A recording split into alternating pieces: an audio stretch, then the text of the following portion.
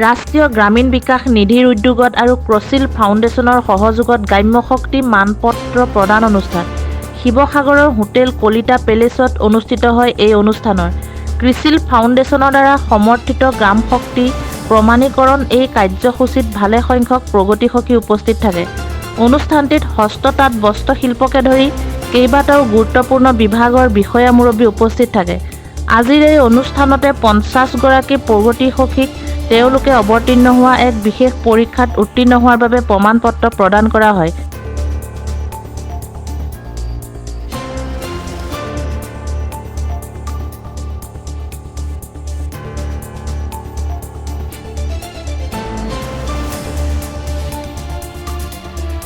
এতিয়া ক্ৰচিল ফাউণ্ডেশ্যনৰ উদ্যোগত মই প্ৰগতি নামৰ এখন আঁচনি চলি আছে আমাৰ দুখন ষ্টেটত, ৰাজস্থান আৰু অসমত। আমি লোৱাৰ আছামৰ পৰা আপাৰ আছামলৈকে আমি কাম কৰি আছোঁ। আপাৰ আছামৰ 4খন ডিষ্ট্ৰিক্টত আমি কাম কৰি আছোঁ: গোলাঘাট, শিৱসাগৰ, যোৰহাট আৰু ডিব্ৰুগড়। আৰু ইয়াৰ এটা আমাৰ আজি কনভকেশ্যন চেৰিমনি আছিলে গ্ৰাম শক্তি প্ৰগ্ৰামৰ। আমি এই গ্ৰাম শক্তি এটা অনলাইন মাধ্যম হয়। অনলাইন মাধ্যমৰ যোগেদি সখীসকলে গৈ গাঁৱৰ বিত্তীয় দিশটোত তেওঁলোকে বিত্তীয় দিশৰ ওপৰত পৰীক্ষা দিছে আৰু পৰীক্ষা দি গাঁৱৰ মানুহখিনিক বিত্তীয় দিশত আগবাঢ়ি লৈ যায় এই বস্তু মানে গ্ৰাম শক্তি চেৰিমনি প্ৰগ্ৰাম।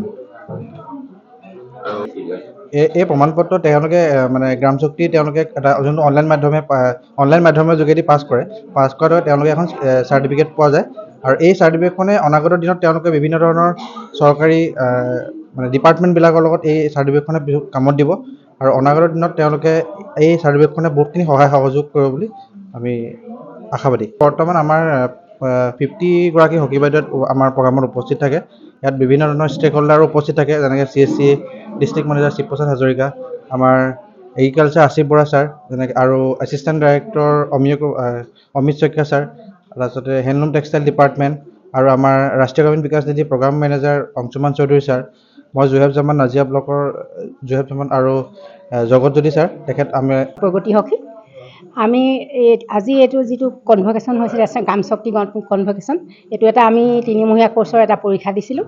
এই পৰীক্ষাটোত আমি বিত্তীয় সাক্ষৰতা বিষয়ে যিটো আমি তাৰ বিষয়ে ইয়াত পাঠদান দিয়া লেচনটোত আছিলে।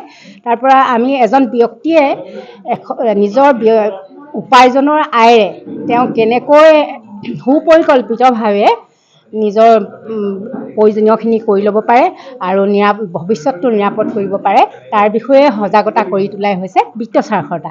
এই বিত্তীয় সাক্ষৰতাটো বিশেষকৈ 5টা উপাদানৰ ওপৰত এই পাঠটো নিৰ্ভৰ কৰিছে, যেনে উপাৰ্জন, খৰচ,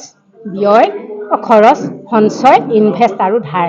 কেনেকৈ এজন ব্যক্তিয়ে নিজে সাক্ষৰতা হ'ব পাৰে, এই 5টা উপাদানৰ ওপৰত বিজ্ঞানসন্মতভাৱে যদি নীতি নিয়মখিনি মানি কেনেকৈ সঞ্চয় কৰিব পাৰে, কেনেকৈ ধাৰ ল'ব লাগে, ধাৰ লৈ কেনেকৈ পৰিশোধ কৰিব পাৰে, আৰু এইদৰে সুপৰিকল্পিতভাৱে তেওঁ যদি এই 5টাৰ তেওঁ মানে উপাৰ্জনটো আগবঢ়াই নিব পাৰে, আৰু সেইটোৱে হৈছে সেইজনেই হ'ব বিত্তীয় সাক্ষৰতাৰ ব্যক্তি।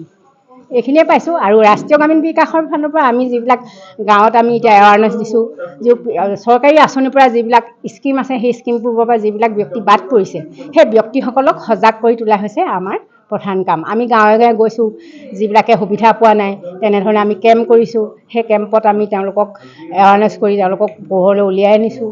আৰু যিবিলাক কিছুমানে এতিয়া ধৰক বেংকৰ লগতো বহুত লিংক থকা নাই, বহুত ভিতৰুৱা অনুষ্ঠান, সেয়েহে তাতো গৈ আমি তেওঁলোকক মানে বেংকৰ লগত যোগাযোগ কৰিবলৈ সক্ষম হৈছোঁ।